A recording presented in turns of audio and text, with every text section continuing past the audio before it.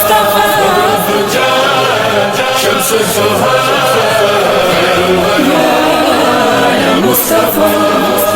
باللہ من الشیطان اللعین الرجیم بسم اللہ الرحمن الرحیم ربی یسر ولا تعسر وتمم بالخیر۔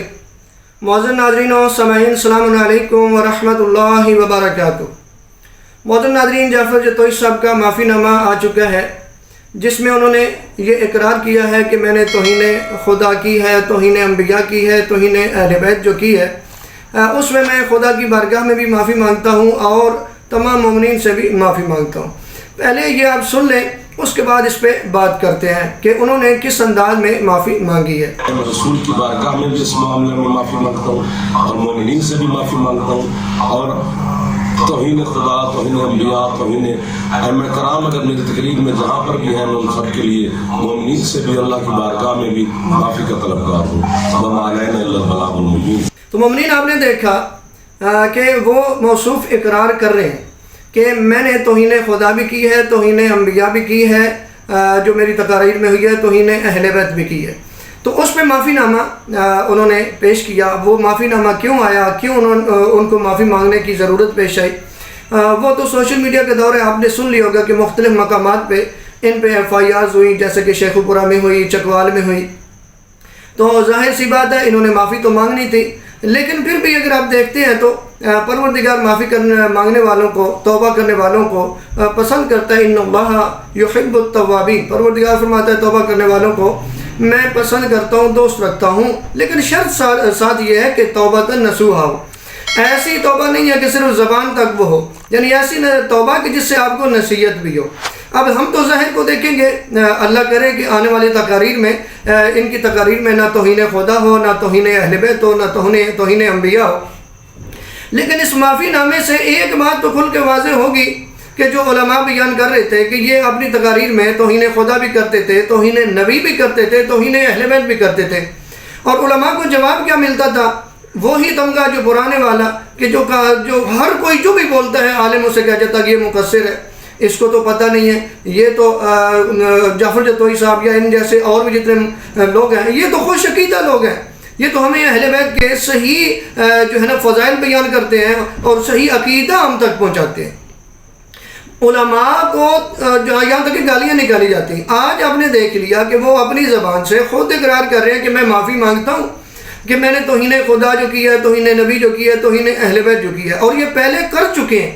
حضرت عیسیٰ علیہ السلام کی توہین کی، حضرت آدم علیہ السلام کی توہین کی، یہاں تک کہ ایک کلپ موجود ہے کہ امام حسین علیہ السلام کے والد سے کہہ رہے ہیں کہ میں بیعت کرتا ہوں، میرے لیے پانی لے، یعنی اور چند دن پہلے شیخو پورہ میں جو توہین جناب مریم سلام اللہ علیہ کی ہے، یعنی اگر آپ دیکھیں تو ایسی تو تقاریر، ان کی تقاریر جو ہے ان میں یہ باتیں موجود تھیں، لیکن علماء بات کرتے تھے تو لوگ ماننے کے لیے تیار نہیں ہوتے تھے۔ وہ الٹا علماء کو کیا کہتے ہیں کہ یہ مقصر ہیں، یہ صحیح عقیدہ ہم تک نہیں پہنچاتے۔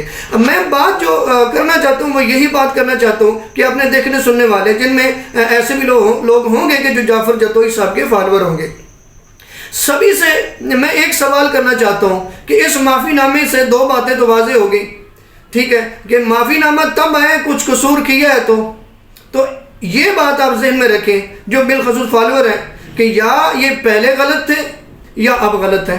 اس کا فیصلہ آپ نے خود کرنا ہے کہ پہلے غلط ہے یا اب غلط ہے۔ اگر پہلے غلط تھے تو اس لیے معافی نامہ ہے، اگر آج غلط بول رہے ہیں تو اس کا مطلب ہے کاروبار کا چکر ہے۔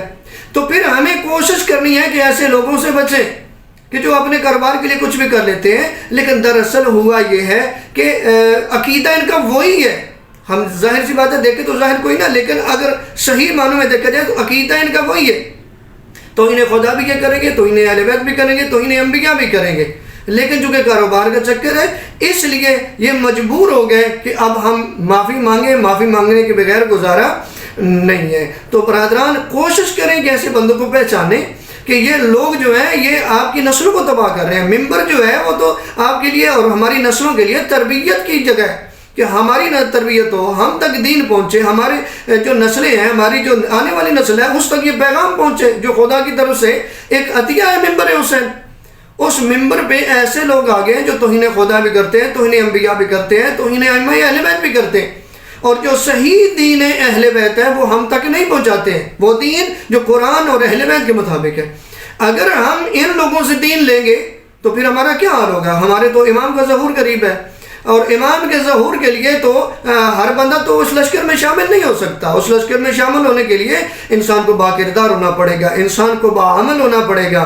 اگر انسان با کردار ہے تو پھر امام کے لشکر میں شامل ہو سکے گا، اگر نہیں ہے تو پھر امام کے لشکر میں شامل بھی نہیں ہو سکتا۔ خدا را ان لوگوں کو پہچانیے کہ جب یہ ان کے کاروبار پہ مسئلہ ہوتا ہے تو یہ معافی بھی مانگ لیتے ہیں، لیکن علماء آپ کے سامنے بیان کرتے ہیں یہ قرآن کے خلاف ہے، یہ حدیث کے خلاف ہے، ائمہ کے فرامین کے خلاف ہے، تو ہم ماننے کے لیے تیار نہیں ہوتے ہیں۔ خدا را اپنے علماء کی قدر کریں۔ والسلام علیکم ورحمۃ اللہ وبرکاتہ۔